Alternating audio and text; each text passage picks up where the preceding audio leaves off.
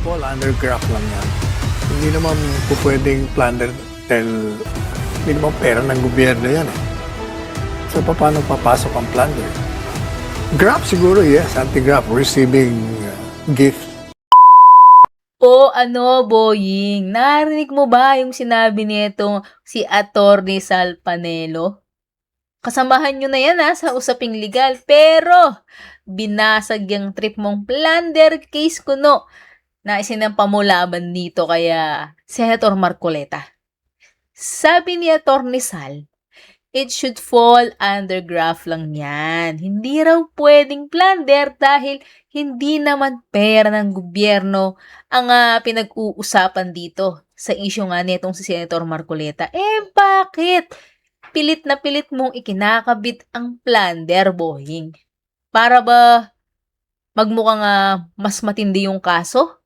Para mas pumogi ka sa harap ng kamera? Dahil sa matindi mong headline? Sus! Son to, Boying? Ano to? Puro ingay lang tong ginagawa mo eh. Naghahanap ka ng makakasuhan para mailihis ang tunay na usapin. O naghahanap ka lang ng taong mapapahiya. Kasi tingnan mo, no? Nakatanggap din naman ng donation, no? Campaign donation niyang amo mo. Pero bakit pikit mata ka? Bakit tahimik ka? Napipi ka? Dahil ba amo mo? O dahil isa si Senator Marcoleta sa matinding tinik sa lalamunan ng amo mo, kaya naman pinapatahimik nyo na rin siya. Napaghahalataan ka Boying napaka-selective justice mo Abogado ka pa naman. Alam niyo mga kababayan, nakakahiya na lang ho yung hustisya dito sa Pinas Alam naman ho natin na wala naman sa lugar itong ginagawa ni Boying. At alam naman natin na pamumulitika lang itong ginagawa nilang panggigipit kay Senator Marcoleta. Kasi, mantakan nyo campaign donation yon hindi naman na pera ng gobyerno. Pero bakit, Boying? Samantalang yung pinagmamalaki mo nung mga nakaraang linggo na hinug na yung kaso nila na anytime pwede na silang arestuhin, asa na? Ba't parang nawala? Na parang bula? Kasi, bumaliktad na sila. Ngayon, wala na. Nabasura na yung mga kaso nila. Ito pang matindi mga kababayan. Isipin nyo, si Saldico umamin. Talagang binulgar na niya sa kanyang salaysay. Mga ebidensya, mga kinwento na niya, talagang inamin na niya. Nasangkot siya at sino pa yung mga sangkot.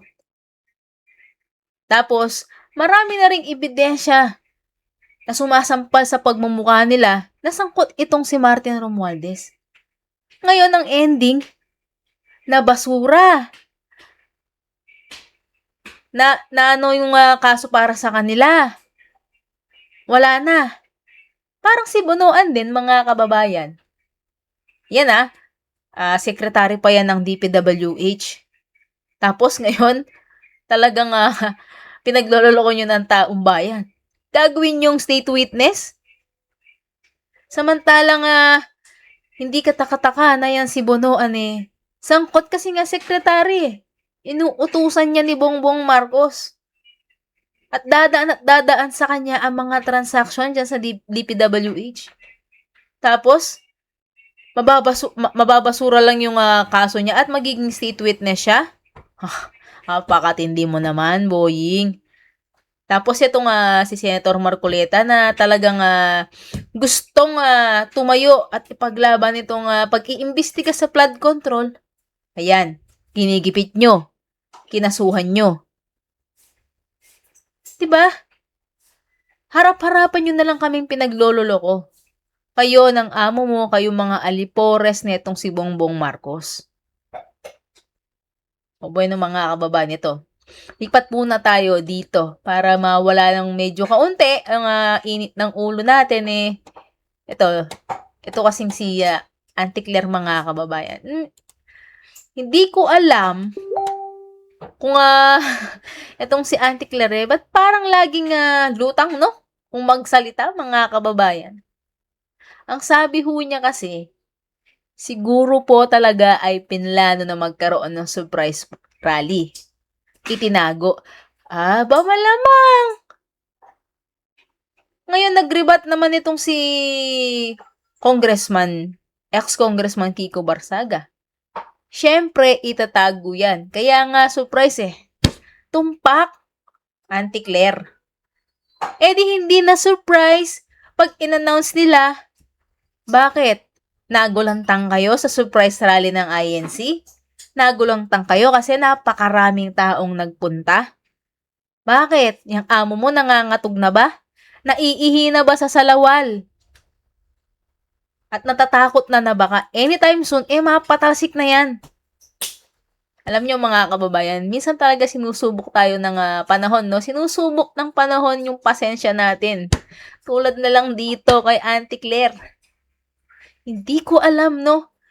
Kung lugaw ba lagi ang almusal neto at lugaw na lugaw yung utak pag nagsasalita, mga kababayan. Talagang hindi ho talaga pinapalampas ni Auntie Claire na mapatawa tayo, no? Sa buong araw na to. Sa araw-araw, mga kababayan, sa mga nagiging pahayag niya. Kaya, nako mga kababayan, ito, habang meron pa kong pagtitipon dyan sa EDSA, mga malalapit yung talagang gusto nang magbago, no? Magbago na tong kalagayan natin. Dito nga sa ilalim ng administrasyon nito, makilahok ho tayo, mga kababayan. Makilahok ho tayo dito sa ginagawa ng INC. Para sa mga bendalo na mga opisyales na to, no? Para talagang makita nila yung mensahe ng taong bayan na enough na. Enough na tong kabalbalang ginagawa nila. Tama na, sobra na. O mga kababayan, reakta na agad tayo dito kay Attorney Sal Panelo. Let's start with the decision of the Ombudsman to file plunder cases against Senator Marcoleta, which she announced on Monday. Do you agree with this decision? Are there elements of plunder?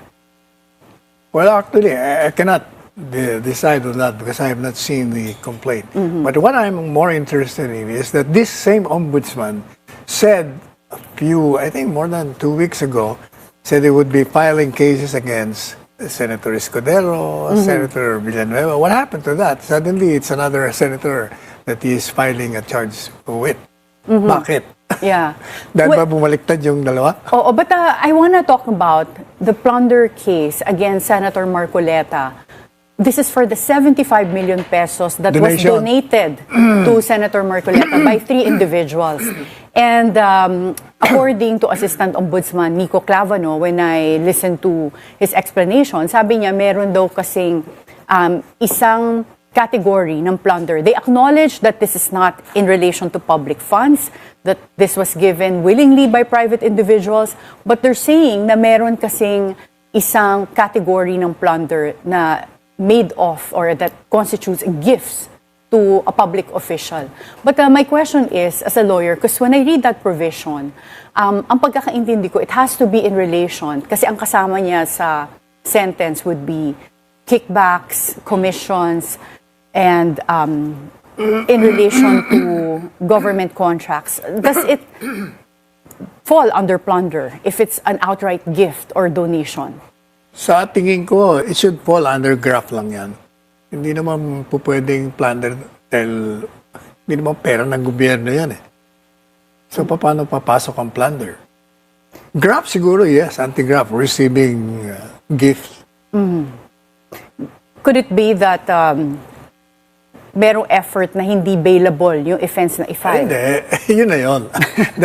That's the hidden agenda. Plunder para hindi makalabas, para makulong. Which element of plunder do you think will be hard to prove for the prosecution in this case?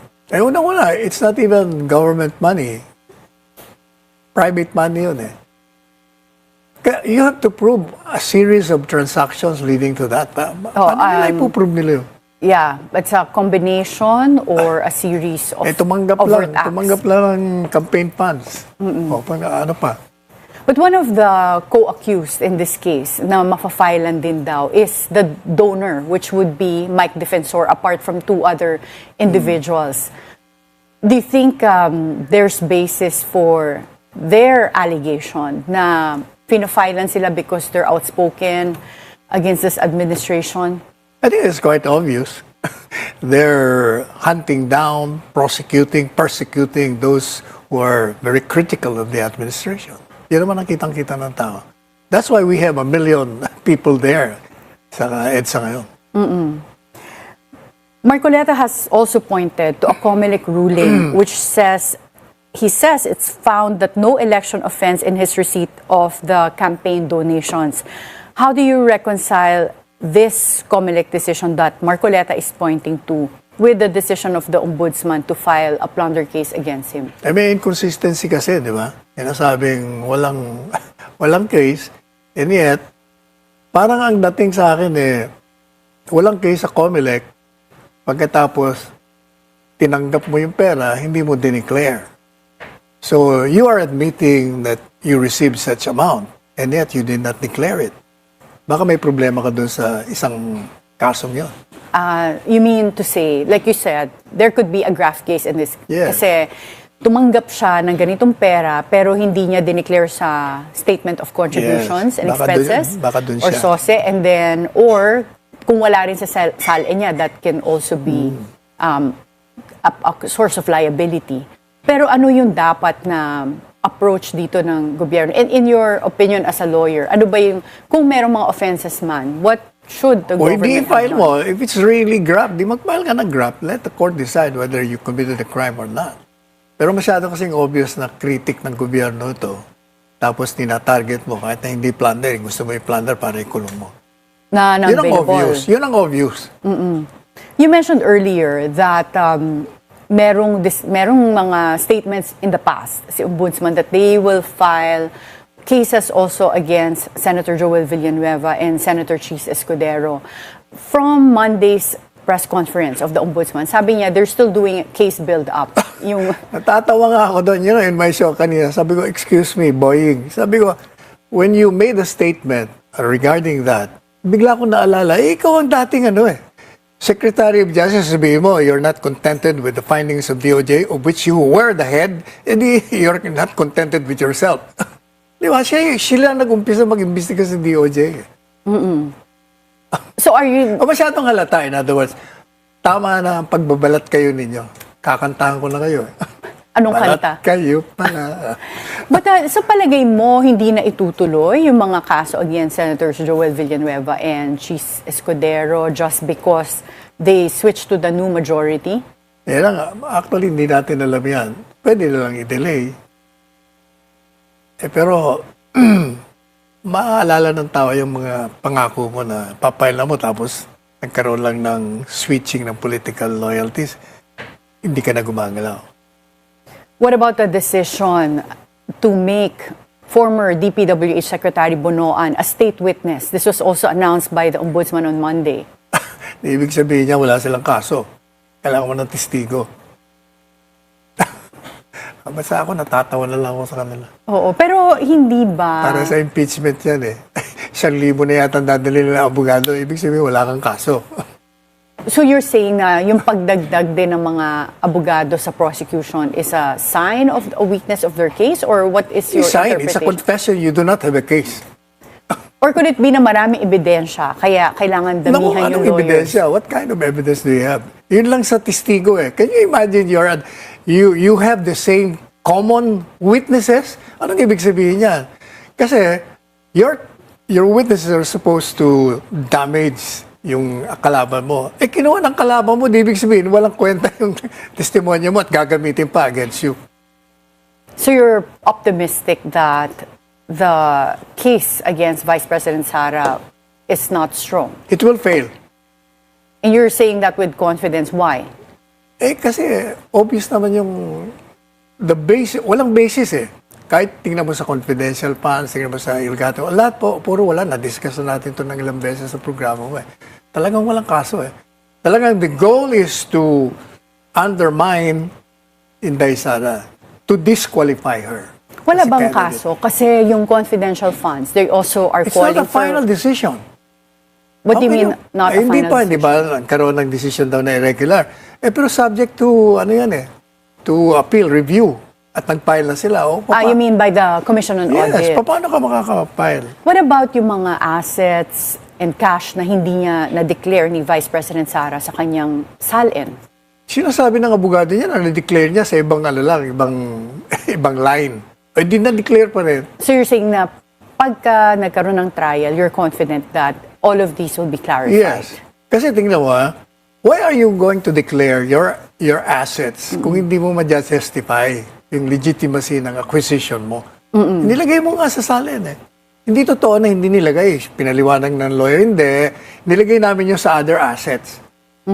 O anong masama doon? In the same document, nandun. Mabalik tayo doon sa INC rally that's being held, and it seems like it was triggered by the Ombudsman's announcement that they will be filing charges against Senator Rodante Marcoleta. Marcoleta has suggested that the timing of the plunder case is intended to prevent him from participating in the impeachment trial of Vice President Sara Duterte. Do you see any objective basis for that claim? First, I do not think that the Iglesia ni Cristo is staging this lightning rally for and in behalf of Marcoleta. They've been doing that. They've been staging rallies and protests against the government for a failed governance, for accountability and all this stuff. Matagal na yan kasama lang si Marcoleta dyan. Pero hindi yan talaga ang goal ng Iglesia ni Cristo. Gusto nga nila, we want to be united. Magkaisa na lang tayo, huwag na tayo magulo. Ayaw nila ng gulo But kung hindi nag-announce ang Ombudsman yesterday na magpa-file sila ng plunder cases against Senator Marcoleta, would this rally Yes. still have happened today? Oh, definitely. The timing. So, Oh. naplano na ba Matagal ito? ko nang naririnig yan Akala ko nga nung 28 pa Matagal nang pinag-uusapan yan. But why didn't they obtain a permit? Parang wala daw, according to the information we've received or heard so far, parang wala daw permit for the rally? Hindi, unang-una, tama yung ginawa nila na hindi nila in-announce. Kasi pag in-announce mo yan, maraming blockade yan, hindi na sila makakapasok dyan. Kung magiging prepared ang subject ng demonstration mo. Kaya tama yung ginawa nila. Saka you don't need a rally for that. So this is just, in your opinion, a constitutional right of Yes, assembly? definitely. Ano ang magiging point nitong rally na to? Because right now, we see already thousands of people in EDSA. And doon sa Liwasang Bonifacio, the crowd is also growing. Pero wala pa kaming naririnig kung ano yung dahilan for the rally. Sinabi na naman nila dahil continuation yan ng mga rallies nila noon. Same reasons for staging rallies. Protest, condemnation, a call for a change. Lahat yan ang point ng rallies. With the Iglesia ni Cristo publicly expressing their support for Senator Marcoleta, I saw the statement of their spokesperson and also calling out for the accountability of those involved in the corruption, in the massive corruption that they are mentioning na nangyari dito sa Pilipinas. What do you think the Kasi government... di ba? The government has What stopped. should they do? But The before you government- answer this question, we'll have to take a short break. At the forefront, we'll be right back.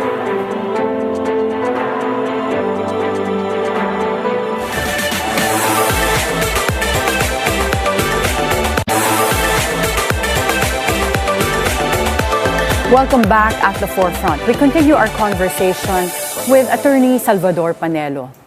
Attorney Sal, I'd like to read to you and to everyone watching yung naging Yes. statement ng Iglesia ni Cristo spokesperson, Brother Edwil Zabala. He said, in part, hindi tutol ang Iglesia ni Cristo sa pagpapatupad ng batas, pero tutol kami sa pagbaluktot sa batas, lalo na kung ang layunin ay para pagtakpan ang katiwalian. Gaya ng alam ng marami, si Senator Dante Marcoleta ay nanguna sa pag-iimbestiga sa isa sa pinakamalaking pandarambong na naganap sa ating kasaysayan. Ang ipinagtataka namin ay kung bakit siya na nagsusulong sa pag-expose sa mga sangkot sa napakalaking pagnanakaw sa Pilipinas ang kakasuhan at ipapakulong sa halip na ang mga na-expose. Ang ikinakaso kay Senator Marcoleta ay plunder na isang non-bailable crime. Sa makatuwid, ipakukulong siya at hindi pwedeng magpiyansa hanggang hindi natatapos ang paglilitis sa kanya. Sa madaling salita ay hindi niya maitutuloy ang paglalantad o pag-expose sa mga nasasangkot sa pandarangbong na naganap. So, given this statement, what do you think the government should do? It's clear they're already saying ano yung mga criticisms nila. Well, I think it should not proceed, but I don't think it won't. It will proceed. What will proceed? Yung pag-prosecute kay Senator Marcoleta, ang pagpapakulong sa kanya, maliban pa sa you're stopping the investigation. Kasi whatever happened to the investigation, bigla nilang ininto.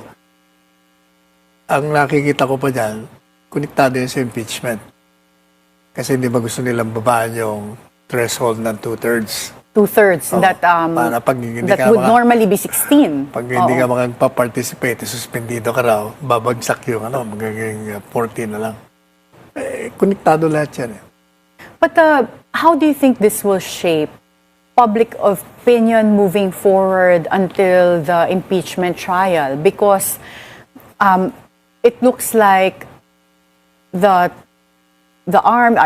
government's powers are also being used to influence the outcome of the impeachment trial. If we're basing it on what you're saying, na ipapakulong na galing doon sa minority para mababaan yung 2/3 threshold for a conviction that's required by the Constitution. You will only escalate the rage, the anger, the fury of the people. Kasi alam nating lahat.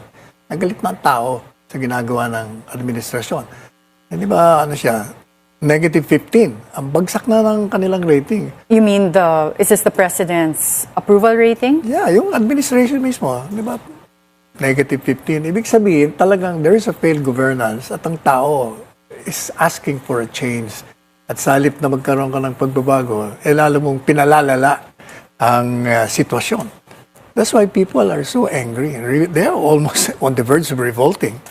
But your opinion as a lawyer, would putting Senator Marcoleta in prison along with Senator Jinggoy Estrada lower the voting required to convict Vice President Sara? Constitutionally, that is wrong.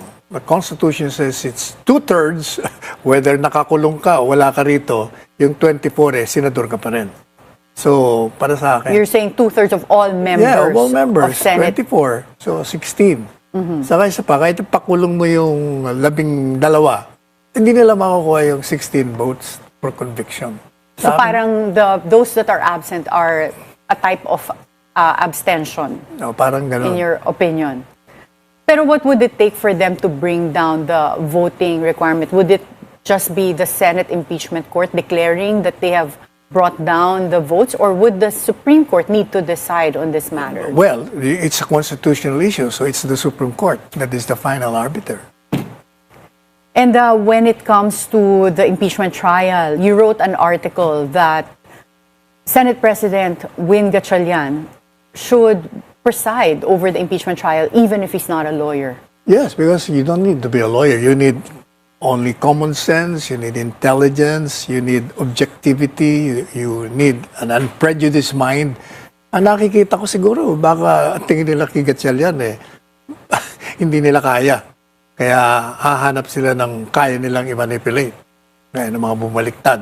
You mean to tell me ang movement to have a different presiding officer other than the Senate President is because someone wants, or you're tingin alluding ko, to a group na gusto nila, nakokontrol nila yung presiding officer? Itong si Gatchalian, sa tingin ko, the way, mga demeanor niya, parang independent-minded siya. So you're saying nakikialam ba yung administration? Is that what dati na. you're implying? Matagal na, I'm not implying, I'm saying it. Okay. But Senator Win Gatchalian, Senate President Win Gatchalian, has a sibling that's in the cabinet of the President, Secretary Rex Gatchalian. And he also has a brother na nasa Congress. Won't that affect his independence? Hindi rin eh. You know why? Alam mo yung tatay nila, di ba yung sa reclamation, hindi makakuha ng lisensya despite the four children in the government. Hindi sila binibigyan. Ano mas wala impluensya. So you're confident that if Senate President Win Gatchalian is the presiding officer, he can be independent and he can Yes, I think so, be yes. competent. Given his demeanor as a senator, given his statements, palagay ko marunong ito. Tsaka madali lang naman yung Kahit may mag-present, di mga ba? objections on the floor Oh, na sabi legal nga ang ni basis. Paulo ko, ayun kung may objection kayo sa floor, di mag-decide yung mga senador. Kasi the presiding officer need not rule na siya lang mismo. Pwede naman yung, kaya nga kayo mga judges, senators, hindi yan sa courtroom na iisa lang nagde-decide. Di ba? Yeah, but in the past kasi when I was at the impeachment in the defense team for Chief Justice Corona, then presiding officer, Senate President Juan Ponce Enrile would decide on the objections and rule on them. Because the senators themselves agree. Kung hindi mag-agree, di overrule siya. Yeah. Wala pang naging announcement ang Senate as to who will be the presiding officer. Would you have any information if it will be Senate President Win Gatchalian? But the Senate President Win Gatchalian has already issued a statement. I'm prepared for this. I've studied this. Nag-aral eh. Sabi ko nga, tingnan mo lang yung mga previous impeachment trial, marami kang matututuhan. So it's likely that it might be Senate President Win Gatchalian that will be the presiding officer. I in the don't impeachment think he trial. will allow himself to be ousted from that position of being the presiding officer. You know, it's a historic role and there is honor on it. Let us not deprive him of that. Magantay kayo ng panahon nyo. Ang problema sa inyo gusto nyo lang tanggalin si Mr. Gatchalian dyan. And then last question, you're seeing right now on the screen Yes. how many people are gathered Million. sa EDSA. Napakadami. It looks, we don't know the exact number, but they're already in the thousands. Do you think that the ombudsman will still push through with filing a plunder case and then arresting Senator Dante Marcoleta without bail, considering the show up that we Tutuloy saw nila today? yan. They were able to do it with the former president. They have done it to Inday Sara. They're doing it to everyone against them. Sa maraming panahon o maraming beses po na nakikita po nating mga kilos protestang isinasagawa po laban po sa korupsyon, laban po sa administrasyon. Itong nangyari pong o nangyayaring rally, pagtitipon dyan po sa EDSA People Power Monument, sir, ay, ano pong pagkakaiba nito? Well, although una sabihin ko muna ang commonality muna ng ng mga nakaraan at sa ngayon ay yung laban sa korupsyon, no? Ngayon, siyempre laging pinaglalaban, pinagsisigawan ng mga nakaraang mga rallies at panawagan. Kagaya rin nito na kasalukuyang nangyayari sa EDSA ay yung katotohanan, transparency, justice, no? Ang kaibahan nga lang ngayon ay talagang nagmanifesto ng kanilang protesta ng kabuuan ang Iglesia ni Cristo, no? Pero hindi lang yan Iglesia ni Cristo dahil maraming dumarating, no? And in fact, kahit nung mga nakaraan, alam naman natin talagang ang panindigan ng Iglesia ni Cristo ay transparency, justice, and truth, no? Yun ang nanatili sa isipan ko noong mga nakaraan, noong November 16, 17, nung nakaraan taon, ganun din, no? And ang alam ko, kahit nung mga maliliit na rally, alam ko na mayroong mga kapatid na Iglesia ni Cristo na sumasali rin sa ibang mga rally. In fact, ito ngang supposed to be yung nakaraang White Ribbon March na kung saan kami po, yun sa UPI, ay nagmanifesto ng support, no?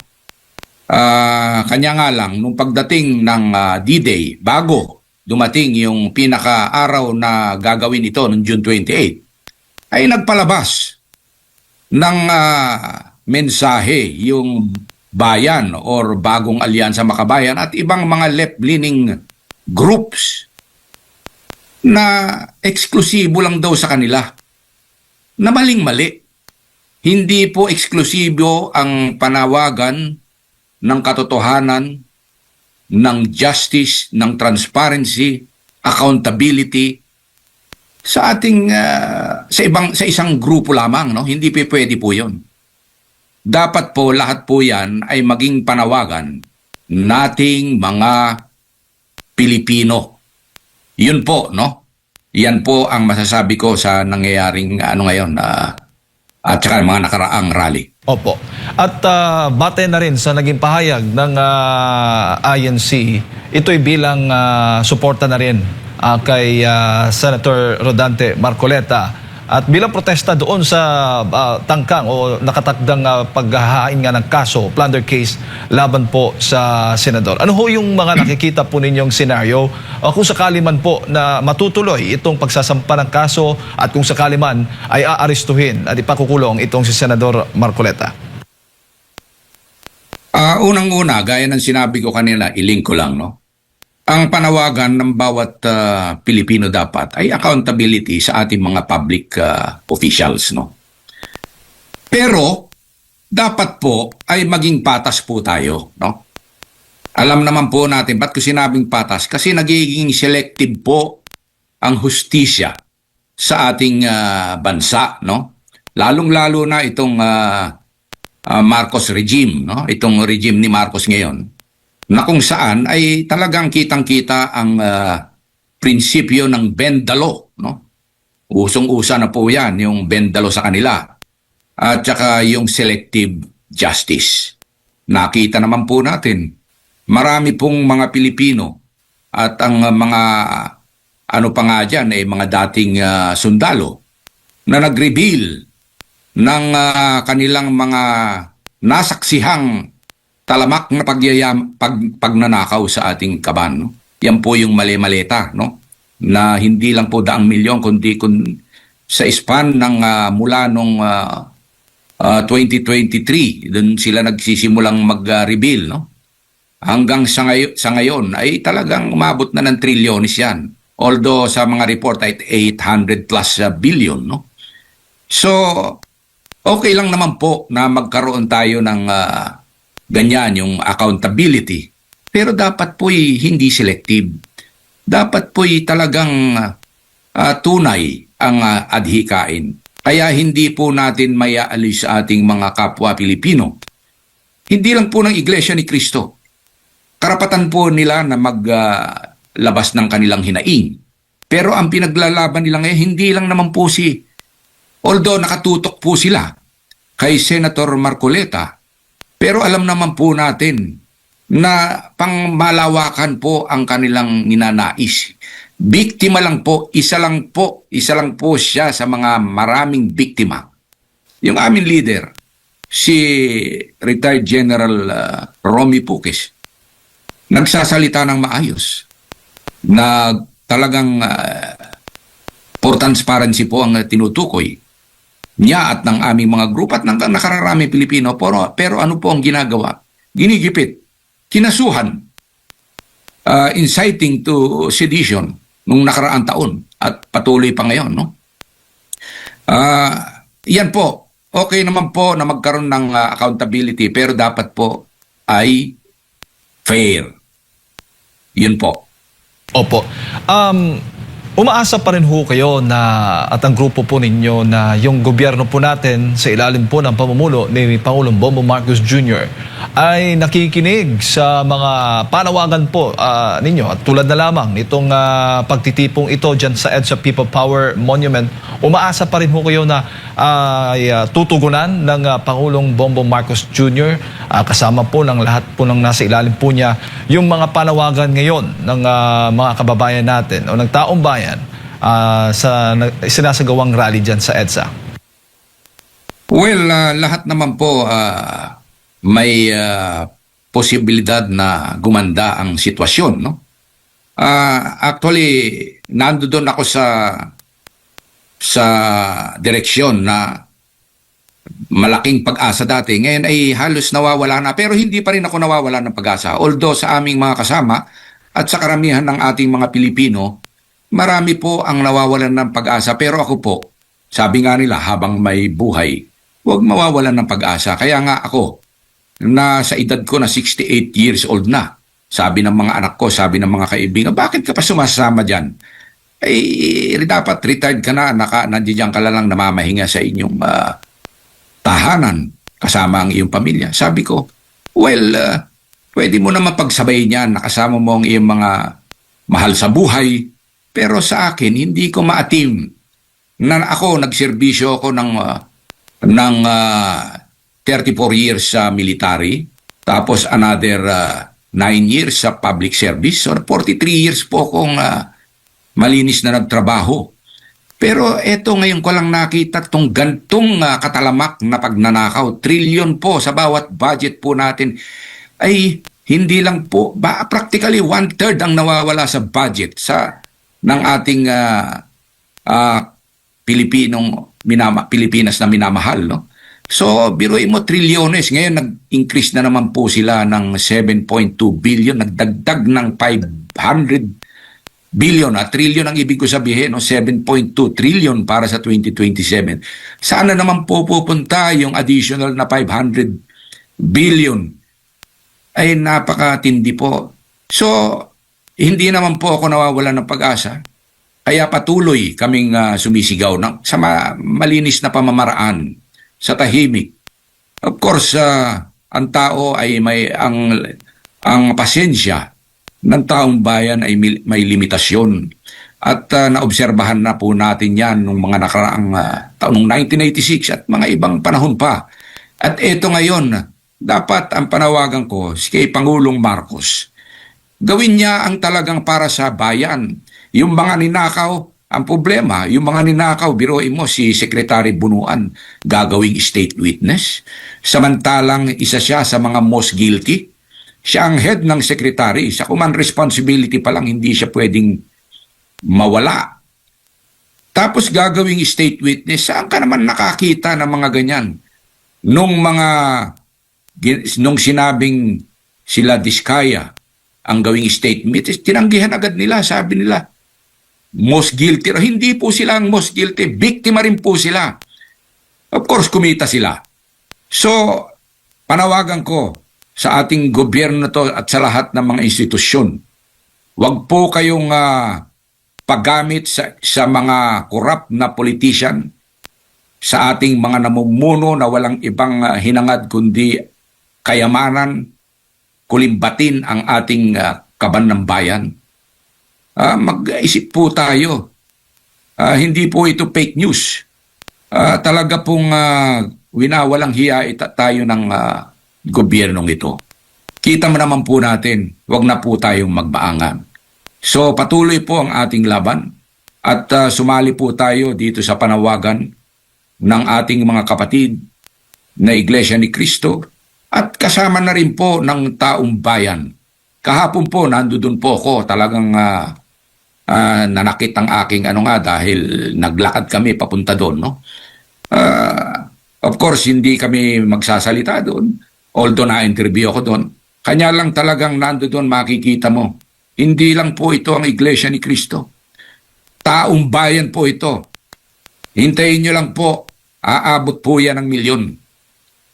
Yan po, magbago na po ang ating gobyerno. Sana po makinig kayo sa panawagan naming taong bayan. Opo. Sir, saan ba dapat o papaano ba dapat balansihin ng mga nasa AFP, PNP, habang ito'y nagpapatuloy nga yung pagtitipon na ginagawa dyan sa EDSA People Power Monument? Papaano po dapat nila tingnan o balansihin yung kanilang papel sa yung kanilang commitment, ang kanilang loyalty, paggalang din sa ating konstitusyon, saang espeto ba? Upang hindi naman masabi na ginagamit ng gobyerno, ginagamit sila ng mga politiko para sa pansariling interes. Bilang isang dating sundalo. Unang-una, sa ating 1987 Constitution, and even yung mga nakaraang Constitution natin, ang mandato ng ating Armed Forces of the Philippines ay to protect the state and the people. No? Talaga pong hindi po nakasaad doon na protektahan mo ang iyong leader. Of course, implied yun, pero ang kabuuan nito ay doon sa ating mga kapwa Pilipino, the people and the state.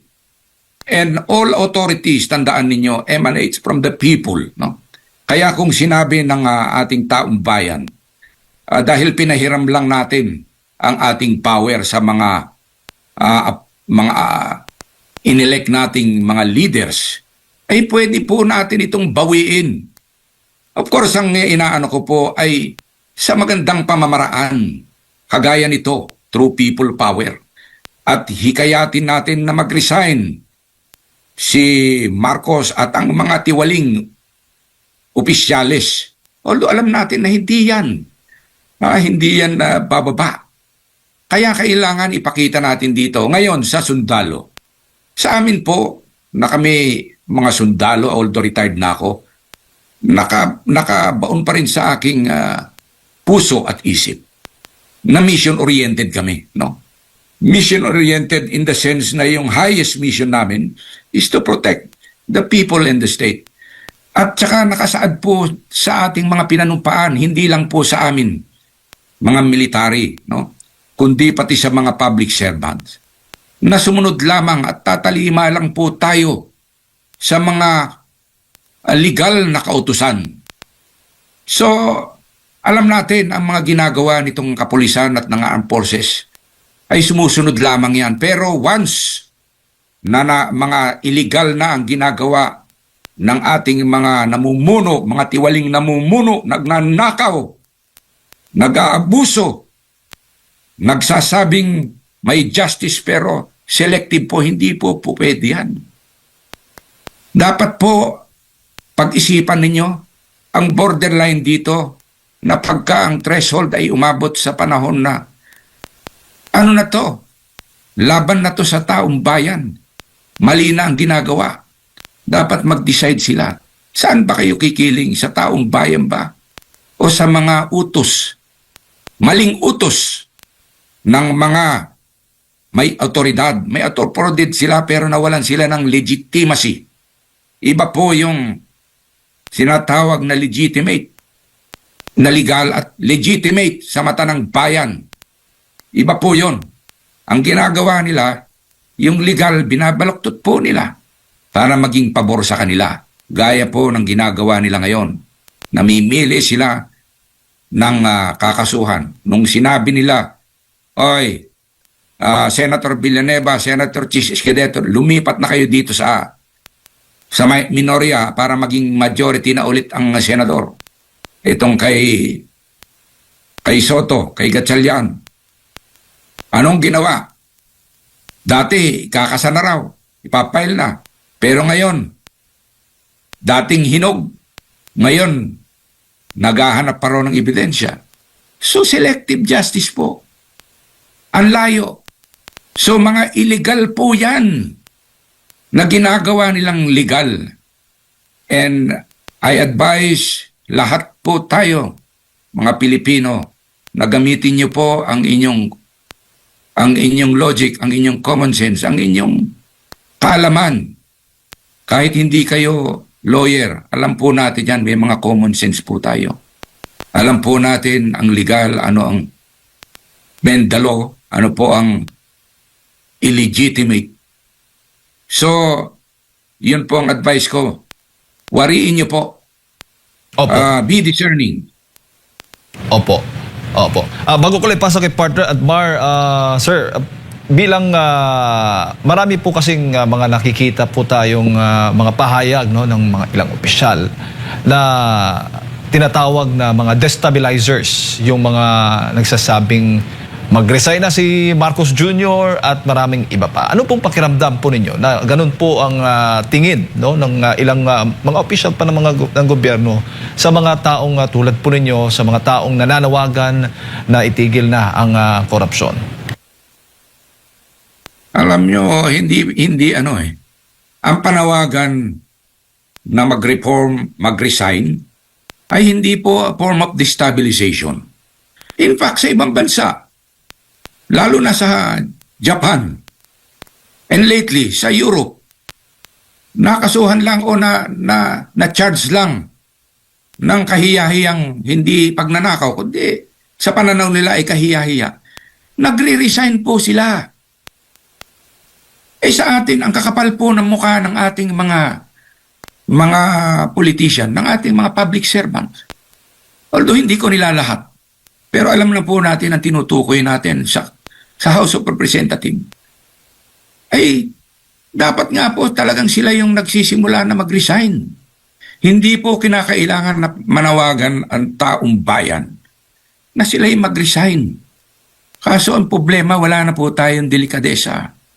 Hindi po yan destabilization, yung manawagan ng pagre-resign. Ngayon, meron pang mga threat na pag nanawagan ka raw ng resign, BBM, ay makakasuhan ka. Pananakot na naman. Bentalo, hindi po totoo yan. Actually, ang mga destabilizer ay sila po mismong mga nakaupo. Ganun po yan. Sandali lang ha. Sasaglit lang ako, bubuksan ko lang yung pinto.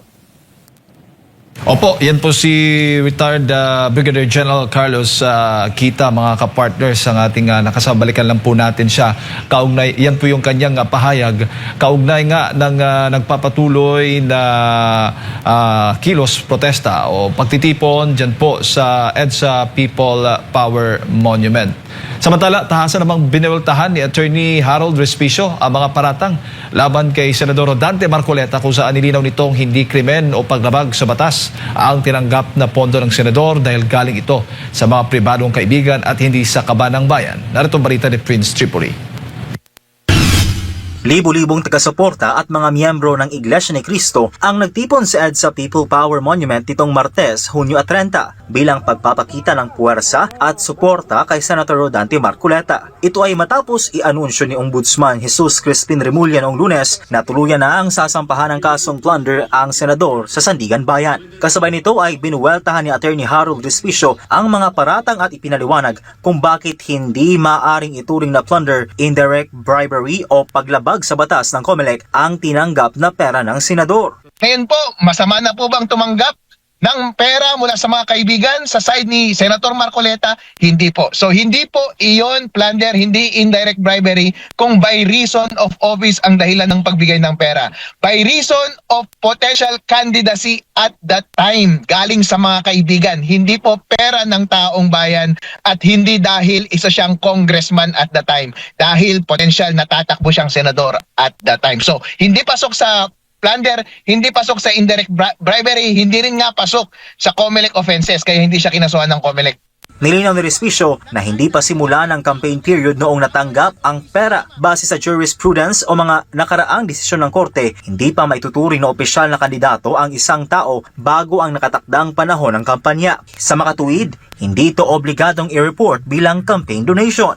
Kung gusto niyang gamitin yung pera in preparation sa upcoming campaign at that time, nasa sa kanya na iyon. Pero yung kanilang mga transaction ay pribado po. Hindi involving ang elections, hindi involving ang technical campaign, at hindi involving mas lalo na ang public funds. Samantala, kasunod ng banta ng impeachment trial laban kay Vice President Sara Duterte, tiniyak ni Atty. Respicio na makakaboto at magagawa pa rin ni Marcoleta ang kanyang tungkulin bilang mambabatas. Anya, matatanggalan lamang ng karapatan ng isang halal na opisyal kapag may pinalhatol o conviction mula sa korte, kung saan kasama sa parusa ang civil interdiction o tahasang diskwalifikasyon. Sa side ni Marcoleta ngayon, hanggat wala pang kaso, wala pang conviction, wala pang explicit na penalty na disqualified siya to stand as a senator or to run again for public office, ay pwede po siyang mag-dispense ng kanyang mga responsibilidad bilang senador. So ganun po dapat ang ating paninindigan. Para sa Diyos at sa Pilipinas kumahal, Prince Tripoli, SMNI News. Balikan natin si retired Brigadier General Carlos Quita. General, maayong buntag si Admar po ito. Maayong buntag ulit. Opo, ang tingin po ng gobyerno natin, nagawa nila ang paglaban po sa korupsyon at lagi nga nilang ipinagmamalaki na ngayon lang daw nagkaroon ng full-blown investigation kaugnay dito sa paglaban sa korupsyon. Bakit hindi po natin kailangang paniwalaan ito, mapahayag nito na Malacanang? Oo nga, actually, nung narinig ko yung mahiya naman kayo sa SONA ni Pangulong Marcos Jr., ay napatawa po ako, no? Para po yung isang, isang magnanakaw o na biglang mahuhuli na, no? Ay siya mismo yung biglang nagtututuro kung sino yung mga possible na suspect sa pagnanakaw. No?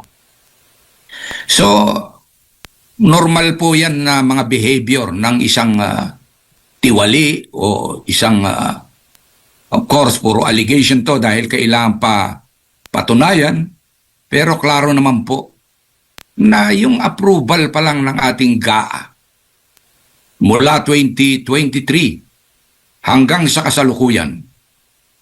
At pag-obserbahan mo na ngayon ay tinatalakay sa Supreme Court, ay kitang-kita ang pagmaniobra ng ating annual budget, yung General Appropriations Act, na talagang billion-billion po ang mga insertions na pinasok ng ating mga tiwaling opisyales mula sa House of Representatives, sa Senado, at may mga report pa na mismo si Pangulong Marcos Jr. ang nagtagubilin na mag-insert. No? Of course, iyan ay mga nasa news. No? Hindi po na sa akin at sa atin ang galing yan. Ng 100 billion. Ang sabi pa ni Saldico, taon-taon daw yun. Ay, of course, kailangan patunayan yan. So, nilabas niya, sabi niya, mahiya naman kayo. Tapos nagpalabas, nag-create ng ICI. Alam niyo, ang prediction ko noon, nung una pa lang na inilabas yun, sabi ko, si General Magalong magre-resign yan. Tingnan mo, antabayanan mo lang. Siguro hindi aabot ng 1 buwan. Yun ang sinabi ko dahil kilala ko si Mayor Magalong. Fellow Cavalier ko po yan. Senior po namin ng 1 taon yan sa PMA. 1982 siya, ako 1983. At saka, pinaglalaban po talaga namin ay against sa mga korupsyon na nangyayari. No? Ginagawa ni Mayor Magalong yan na matagal. So, prinidik ko. At with that, magsusunod-sunuran yan dahil peke yung ICI na yan. So, yung sinasabi ng transparency, cover up yan. O, ano nangyari? 2 weeks lang yata. Nag-ano na siya, nagbitiw. Tapos nagsunod-sunuran dahil po talagang for cover up po yan. Para pong yun nangyayari sa Blue Ribbon Committee ni Tito Soto na eventually kinuha rin eventually ni Lacson. Cover up. Ang tawag na nga namin kay Sir Ping, Mr. Cover Up dati bilib na bilib ako dyan dahil kapwa namin Cavaliers po yan.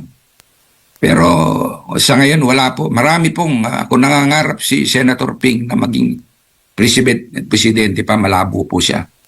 sinira niya ang sarili niya dahil sa cover-up na yan.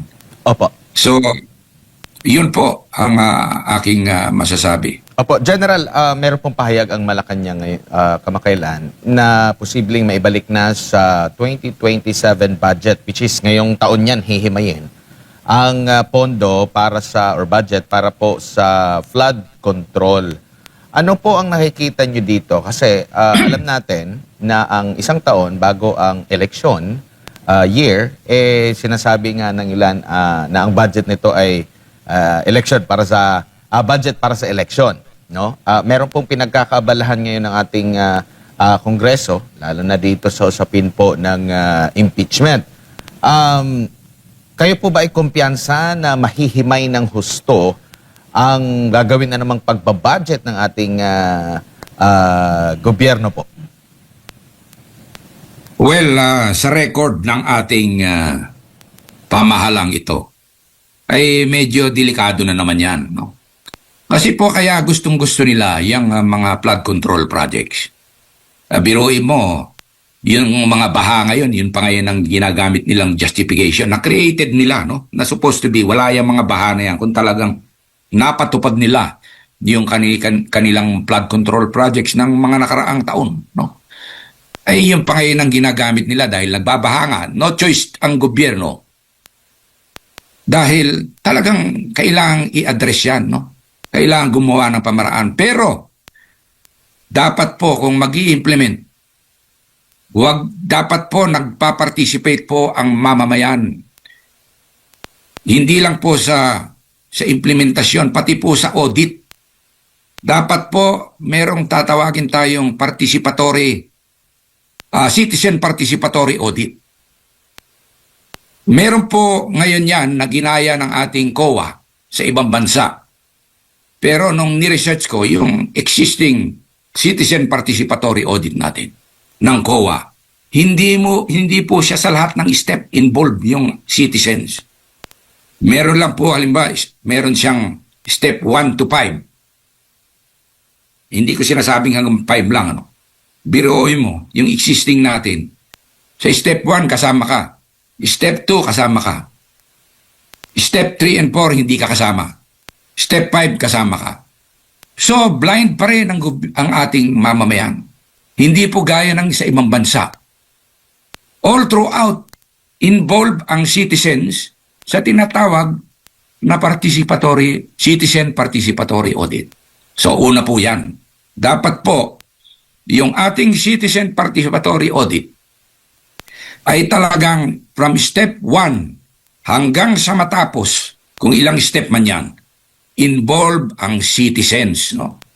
Para makita kung talagang saan napupunta ang ating mga budget. Hindi po pwede na sa COA lang, kahit ang COA po, kasabwat po nila.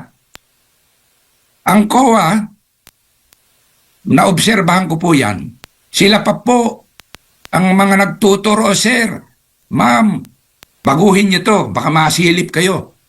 Ito po, para malinis. Ganun po sila. Yung mga internal auditor, meron pong mga matitino. Pero marami po sa kanila ang tiwali. Kaya no wonder, pag sinabi ng mga nasa namumuno, ano yan ha, malinis yan ha, wala na. Kaya sabi nila, clear. Ito clear. Pag sinabi, ito, example, yung kay BP Sara, cleared nung una, wala daw, pero biglang nung nautusan, kailangan hindi na clear yan, biglang naglabas yung ano. Ganun po yan. Pangalawa, bukod sa citizen participatory audit, dapat po ang citizens nagpa-participate po sa preparasyon ng budget, hindi lang po para pumunta sa Senado at mag-observe. Mali po at selective po sila. Dapat po nagpa-participate. Ginagawa po yan sa ibang bansa. Yung participatory budget system, yun yung sinatawag na nandoon din po ang citizen. Diyan po, pag ginawa, sa implementasyon naman po. Pangatlo, component para siguradong mapupunta sa tama ang ginagawa. Ito pong DPWH, alam po natin na halos lahat ng kalokohan dyan po nanggagaling. Dyan po pinanggagalingan ng people's, ng pork barrel. And obviously, ngayon ganyan pa rin yan. Kailangan sa implementasyon, meron tayong tinatawag na report card system. Yun na nakaakibat ito ng audit. Talagang titignan yung implementasyon. Hindi lang kung ano nakapaskil dyan sa karatula. 100 billion. Tapos pagtingin, hindi tapos yung tulay. So yan po, dyan lang po tayo dapat maniwala kung mag-i-exist yung mga yan. Kung ganoon pa rin sa dati, wala po yan. Hausyaw po yan. Lokohan po yan. Opo.